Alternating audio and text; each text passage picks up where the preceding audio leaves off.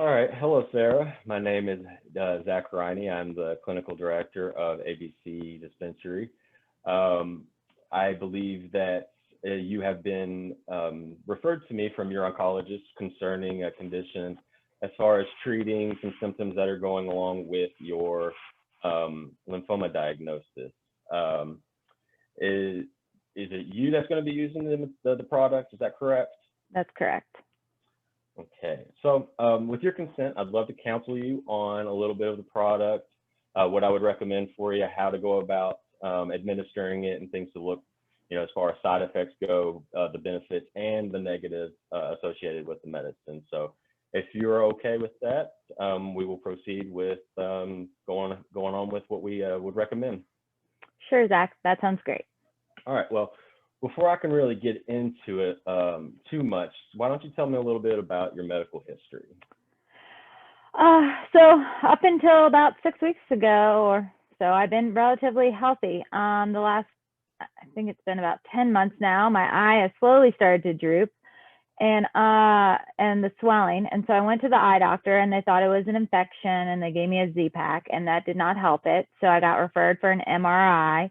The MRI showed a mass behind my right eye. I went and got it biopsied by a specialist who then confirmed that it's orbital lymphoma. It's a non-Hodgkin's lymphoma, and I'm scheduled to start radiation next week. Okay. Well, I'm sorry to hear about your diagnosis. How are you dealing with it? It's been pretty rough. I have had a lot of anxiety regarding it since the diagnosis. Like, I haven't been sleeping well. I normally sleep like 7-8 hours a night, and I've been averaging like 4 or 5. I've got 2 little kids and I run my own business, so I've been really concerned with how I'm going to manage all those things. I mean, I have a great support system. My parents live around here. I have friends, my husband, but the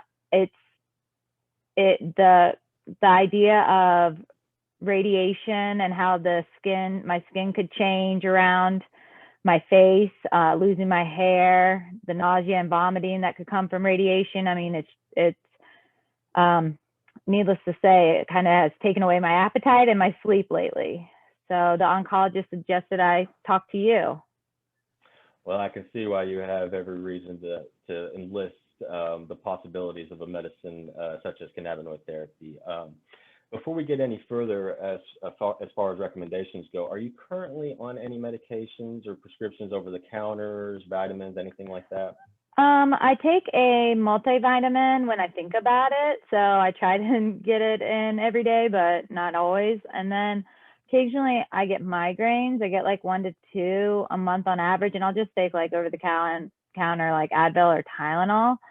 But lately, because I haven't been eating well, like I'll eat a little bit for breakfast and then I'll like be so busy at work and stressing about everything I need to do and my eye that I find myself going all day without eating, and then I've gotten some headaches lately from that, but as soon as I eat again, I feel better. So outside of the occasional like ibuprofen or Tylenol, no, I don't take anything. Okay. Well, hopefully once we get you on a good therapy regimen with cannabinoid therapy, I'm hoping that a lot of these things, the symptoms with the appetite and the insomnia, will also help out with a lot of the anxiety. Will also help out with that sense of lower quality of life with diagnosis, things like that. And ultimately, we look to make things feel better for you. So now that we've kind of got a background on you, I want to talk a little bit more about what you think or what you've been told about cannabinoid therapy, and maybe like, for instance, what did your doctor say that this medicine could do for you? Well, he is concerned that like if I'm not getting enough calories now, that by the time I start radiation with the nausea and the vomiting, I'll just continue to like lose weight. And with the sleeping, that my body is going to have a really hard time with radiation and bouncing back from that. And so he wants me to really work on my sleep and my eating before I start radiation, because it will be difficult once the radiation starts. And in regards to cannabinoid therapy, I don't really have much knowledge. I've never, I mean, I tried it a couple times at a party in college, but I've never done it more than a couple times in college, and that was so long ago. I don't really know much about it in terms of other forms or the chemicals, the cannabinoids that should be in a product I should use. Okay. Well, did your doctor lead into any kind of directions as far as how you should take it or what kind of administration route that you should consider before I give a recommendation? No, he said that you would be the most knowledgeable in terms of being able to figure out what might be a good combination for me in terms of cannabinoid treatment.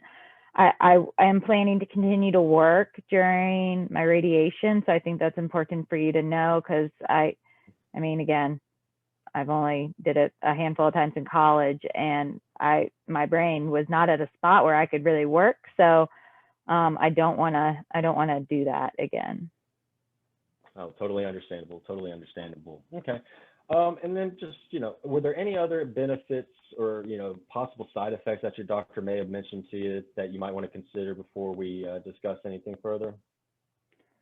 Well, he mentioned that it could help increase my appetite and that could be beneficial while I'm doing radiation. So while he, wanted me to meet with you as soon as possible before radiation, he also said that it could help with the nausea that I might experience and also any pain or discomfort I could get from radiation. Mm-hmm.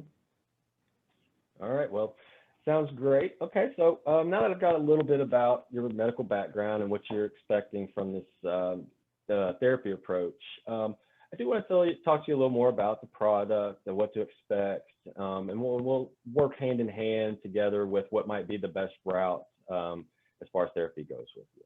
Okay, so cannabis is the plant in itself. The cannabis plant is where we get these cannabinoids from. Your body has what's called the endocannabinoid system, very much like your immune system, very much like your pulmonary and cardiovascular system. It's just a very important system to your body's being. And its main role is keeping balance, homeostasis. And so what we're seeing is it's very influential in controlling appetite regulation, and it is very influential in determining proper sleep amounts. So what we're trying to do with cannabis is we're trying to take these cannabinoids from the plant and introduce them to the human body's endocannabinoid system, where it can really help benefit a lot of these symptoms that are occurring from whether it be a disease state, whether it be a dysfunction of the endocannabinoid system, many other things can be attributed to it. And so what we're looking for you is to really help with the insomnia and the appetite stimulation, which are two really influential aspects of the endocannabinoid system. So I really do feel like we'll be able to help you out with cannabinoid therapy. Right. Before I go any further, do you have any questions concerning the plants or anything along those lines? Well, I see on, like, when I go into the grocery store, I see like CBD products, and they have like marijuana leaves on them, but I don't really know what the difference is between CBD and THC. Okay. So just to kind of put it into an easier way of understanding it. So CBD is psychoactive. It can elevate, change your mood, your brain circuitry and things like that, but it isn't intoxicating. It doesn't make you lose cognitive functioning. It's not very, you don't get what you would call high from it. The high is actually associated with the THC. And what that is it itself is psychoactive as well, but it is also intoxicating at high levels. And so that's what's associated with the high when we talk about getting high from cannabis. And so what we found is that it's very beneficial at low dosages where you don't really get into too much of an intoxicating mindset. And so what we're looking to do for you is try to avoid that intoxicating effect. And we'll talk about that a little bit later down the road as far as what to look for intoxication goes. But for now, the CBD and the THC are going to be very, very beneficial to your condition. And the THC more so than the CBD, but we will keep the CBD in mind as far as counteracting intoxication if we come to that point.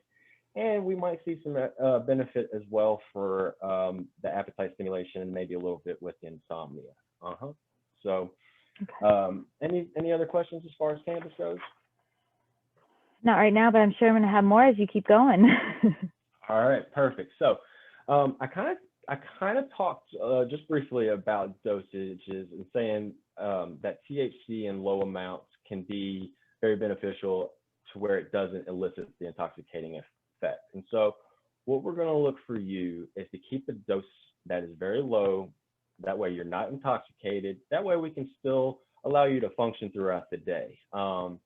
These low dosages, what we're going to look to do is we're going to look to consume them maybe about an hour or so before you plan on eating. That right there will get it into your system, allow your body to be stimulated, hopefully get some of that appetite stimulation going. And it may even help kind of promote more of a wanting, a pleasurable sensation to the taste of food. So that's also very beneficial when it comes to trying to stimulate your appetite. And so as far as the appetite stimulation goes, we're going to look to do a small amount of THC right before your meals. Now with the insomnia, what's really good about it is we're going to see an overlap with the recommended therapy here. So what you're also going to take for your appetite stimulation, we're also going to have you try it for your insomnia. And with that, we're going to also look to consume that about an hour before you plan on going to bed. So as far as treatment regimen goes, it's fairly simple. And what we're going to look to do, are you familiar with applying a sublingual tincture? I know a lot of vitamins can be given that way. And so, okay, so a sublingual tincture, basically what it is we take an oil base or an alcohol. I'm going to suggest an oil base for you just to avoid irritation in the gum line. But what we do is we take the drug, the THC or the CBD, and we infuse it, shall you say, into an oil.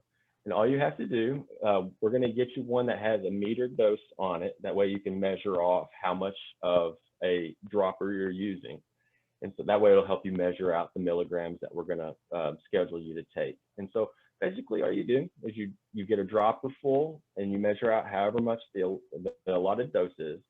And you just put it right underneath your tongue and you just kind of let it sit there for about, I usually suggest between 30 seconds and 90 seconds, depending on how well you can tolerate the taste and just holding it there for an amount of time. And then after that, all you got to do is just swallow it. So it's a very easy administration method, doesn't really require a whole lot. And as far as, edibles or something like that, you don't have to worry about eating anything. So I really feel like you'll find some great benefit from that easy administration route. Before I move on to anything else, do you have any questions as far as the tincture goes? No, I mean, that sounds easy. All right, perfect. Now, I also do want to ask a little something else. Now, I know from your medical history file that you're non-smoker. You did just say that back in college you tried smoking. Is that correct? Smoking cannabis? but that was like a decade ago. It doesn't really count. Right. So being a non-smoker, I'm always very hesitant to ask people if they would be open to inhaling cannabis, whether it be the smoking route, lighting it on fire and combusting it, or trying what I think is a very more beneficial route in vaporization. Are you familiar with either of those? Well, I don't like smoke in my lungs per se, but I mean, I'm not opposed to like hearing your thoughts on a vaping product. That seems less harsh and I'd love to know more about what what the potential benefits are for that route of administration. Okay, yeah, sure. So I would not be one to really recommend combustion. There are some carcinogenic effects with you being a healthy individual and dealing with a lymphoma. I don't want to really increase any chances of combustible carcinogens entering your system. However, I think what would be a little more beneficial and less risky would be vaporization of flower. Now, there are Oh. concentrates and stuff out there. However, I would be more inclined to see if we could get you on a flower, more so we could find a terpene profile that might be beneficial for you. Now, I know I haven't thrown that word out there yet, but so the terpenes are the aromatic factor of cannabis. That's what gives it that smell, that distinct smell that it's widely known for. And so we typically don't think of things that have a smell to have medicinal benefit. However, we have actually studied and found that a lot of terpenes do find to have benefits as far as therapeutic value goes. And so with cannabis and having the cannabinoids and having these terpenes, they can actually assist each other synergistically when it comes to providing therapeutic benefits. And so there are a couple terpenes I would be interested to see how they would benefit you. One being myrcene and the other one being beta caryophyllene. They are very common. They help elicit more of a sedating effect. And so when I recommend the vaporization, I'm actually going to recommend that for nighttime usage, just to really help you get a nice, good, sedated, just relaxing, mellow feel to really help you go to bed. Not only go to bed, but I want you to be able to stay asleep. I know sometimes anxiety can be stricken throughout the night and cause you to wake up. I would like to see you be able to fall asleep and stay asleep and get a good night's rest. So if you would be open to trying a dry flower vaporizing product, I would be, I really would feel like you would find some great benefit at nighttime relief for that. How do you do dosing in a machine like that, like a vaporizer? This is a good question. And so it is actually very difficult. Now, every device is going to be different depending on how much of the product you can put into it at one point or another. But so the good thing about smoking or basically just inhalation in general is it's a pretty immediate onset. And so you don't really have to wait around a whole long time before you really start to feel the effects. And so what we recommend is just to go really low and really slow. So we would put you at a good temperature. Luckily today, a lot of these devices have temperature control. And we know that different components of cannabis vaporize at different temperatures. So we can really target what we're looking for with these devices just based off of temperature control. However, yes, so what we can do with the low and slow approach is we could find a low temperature that targets what we're looking to hit. We allow you to maybe take one deep inhalation, get it in, get it out, and then we just sit back, relax for about 10, 15 minutes and see what happens. Usually during that time, the sedating effect will kind of come over you. You will start to feel a little heavy-eyed maybe. You will feel a little more relaxed and peaceful. And so doing the low and slow approach is really the safest way to go about it, and doing it in a safe manner. That way you're not getting overly sedated, overly couch locked, as some would like to say. And it really puts the power in your hands to find what is the right dose for you. And we'll go over a little more about like what overdoing it might look like towards the end of this consultation. Okay. But I really do feel like a little vaporization right before nighttime would be very beneficial for your insomnia. All right. Now, when we do talk about THC, we do, as I've talked about, we do want to kind of talk about the side effects. With THC being the most prevalent cannabinoid we're going to use for you, we do want to make sure that we're not feeling overly intoxicated. That is that high that we hear about when smoking weed or smoking cannabis, smoking marijuana. Always been told you get high. And so what we really want to do is avoid that, especially during the day. I know you were very busy with, work and kids and family and stuff like that. And we don't want you to be high during the day. We want you to enjoy your work. We want you to be able to function properly and not feel any need to just feel like you're not yourself.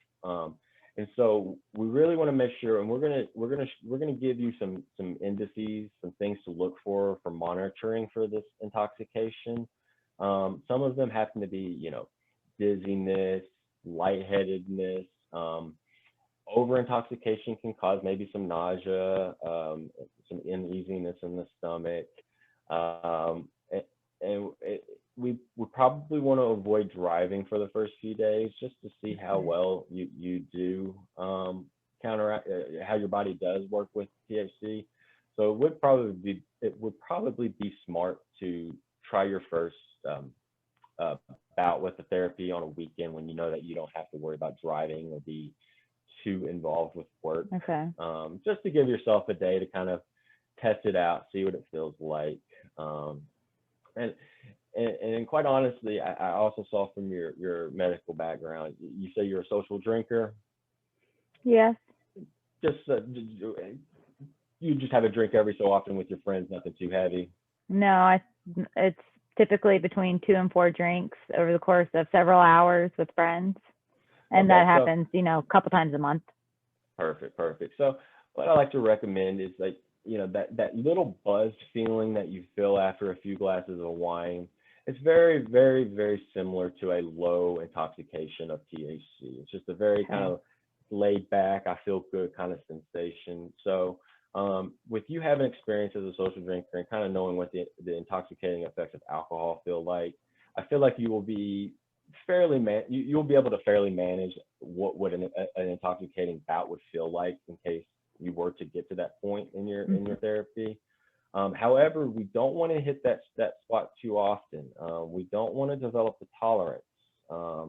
If we start developing a tolerance, then that means we have to increase the potency, the dose, the serving. I mean, there's a lot of different things we'll have to change. So we really want to make sure that we don't develop a tolerance for you. That way we can kind of stick to a treatment regimen and really ride that regimen out for however long it benefits you. How can I monitor my the benefits I'm getting so that I don't develop that tolerance you just mentioned?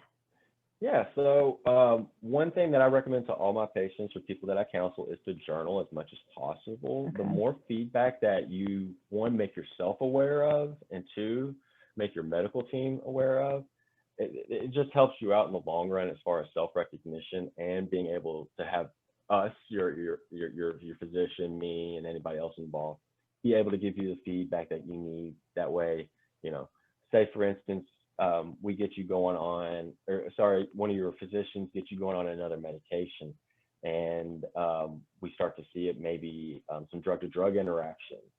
Say you get put on a benzodiazepine or something like that down the road. That's something that we do need to be very cautious of in case we do see a drug-to-drug interaction and, say it makes you extra sedated or you lose your balance quite often. We don't want you falling or injuring yourself and forbid you get behind the wheel and not know that these effects are going to onset soon. So yes, we do really want to make sure that you are aware of these toxicity red flags. And so what I would recommend is definitely journal. Anytime that you feel something weird, give somebody a call, whether it be me here at the clinic, give your primary care physician a call, give your oncologist a call. We definitely are working together on this. This is a collective approach, and we want you to feel comfortable. We want you to feel healthy. We want you to feel safe. We don't want you having to worry about if you're over consuming and you're going to feel these intoxicating effects. We definitely want you feeling safe with your approach. Okay. Let's see, where else do we want to go with this? Um, so I want to make sure before it's all said and done, I do want to go over everything again with you. Patient safety is the utmost importance. And so we definitely want to make sure that you are getting everything that you need safely and making sure that you yourself understand the proper therapeutic routes, the administration, the frequency of dosing, and so if you don't mind, I'm going to kind of just throw some questions at you just to kind of reiterate some Okay. of the things that we've discussed. And this will just help us both out in the long run. Okay. Okay. All right. So you will be taking some medical cannabis cannabinoids. Can you tell me which one was the most prevalent one that you might succumb to some intoxicating effects? Uh, it would be the THC one with the vaporizing and the flower. And I'm supposed to do that one at night and Yeah. go low and go slow and deep breath, let it out, and then wait like 15 minutes. Correct. See Correct. how I feel. Now I will say this, and this is my fault. I didn't mention this earlier. Now you can feel the over intoxication from the sublingual tincture as well if we overdo it. Now, luckily, we can dose it a little bit easier, and we can maybe counteract and not worry about those intoxicating effects. But just to make sure, we don't want to overdo those dosages because then we possibly could start feeling a little bit of that intoxication from the tinctures. Okay. And the tinctures, you'll actually feel the effects a little bit later than you would on the vaporization. It is a little bit faster than eating cannabis products, but the sublingual tincture, you'll probably feel its effects anywhere between 20 minutes to an hour. That just gives it enough time to get into your blood system and get going through your body. But yes, the vaporization you should feel within 10 to 15 minutes. How often should I do, since the oil is in the day, how often should I be using that oil under my tongue? Sure. So we'll be doing it before every meal. I would say about 45 minutes to an hour before you plan on eating, just to let it get into your system and let it work a little bit. Now I do have you on a cap for the first 2 weeks just to kind of monitor. That way we're not hitting you too hard with too much. And there's some specifics that we're going to work through in the follow-up to work on making sure that you're dosing at the right times, not overly dosing. There is a cap in the first 2 weeks that I don't want you to go over, just to play it safe. And I do want to be upfront with you. Every patient is different. There is no one-size-fits-all approach when it comes to cannabinoid therapy. So I don't want you to feel frustrated, and I do beg for your patience as far as letting the medicine take effect. It could take 3 days, it could take a week. It really just comes down to what your tone, how well your endocannabinoid system is actually functioning. And what we might find is we maybe need to increase the THC down the road, or maybe we need to change the terpene profile, or include more CBD. So with the one size fits all approach does not work with cannabis. So it might take a little playing around and experimenting, but we're definitely going to find the right treatment approach for you. Okay. So how often do I need to, over the course, like I start radiation next week, and how often do I need to meet with you or come to the clinic? Sure. So I'm actually going to give you my personal email, and I will give you my personal phone number. And what I want to do, I've got 2 weeks laid out for you, very, very much so, where me and you will be in communication.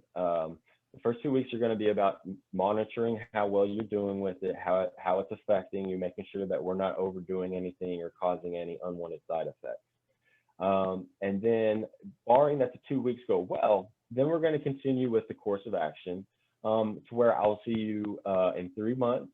and then 6 weeks, then 3 months, and then 6 months. Now, if there's for any reason in between the first 2 to 6 weeks that things are not feeling right, maybe you don't feel the effects just yet, maybe we do need to go ahead and start considering an alteration. That's something that me and you can talk about through. We don't necessarily have to have you come in or anything. We can talk about it over just email or text or phone call. Now, I will say once we start radiation and any other kind of treatment, it is going to be necessary to get with your physician, your oncologist, to make sure that we get some blood work, some urine analysis, some kidney function, liver function, some of those kind of tests, just to make sure that the radiation's doing well and that the cannabis is not interacting or interfering with treatment, just to make sure that there's nothing unwanted going on between the two therapies. Okay. Okay. All right. So I do want to offer you the opportunity for follow-ups at any time, night or day. If you're feeling something, please reach out, and then we will schedule you for a 6-week follow-up, a 3-month follow-up, a 6-month follow-up, and then we'll just kind of go from there. We'll find you the treatment approach that's going to be very beneficial. We'll get you sleeping, we'll get you eating, and quite honestly, there are some secondary therapeutic, some goals that I have in mind. We can talk about those at another time, but I really do find that there could be some potential literature science is showing that the lymphoma could be benefited from the cannabis use, obviously the anxiety, and some of the other things, but ultimately, I think overall, we're going to help lift your quality of life. We want to get you feeling a lot better. Awesome. That's great. Well, unless you have any other questions or concerns or any other things that you need to just want to discuss with me, I'm more than happy to sit here and continue talking with you.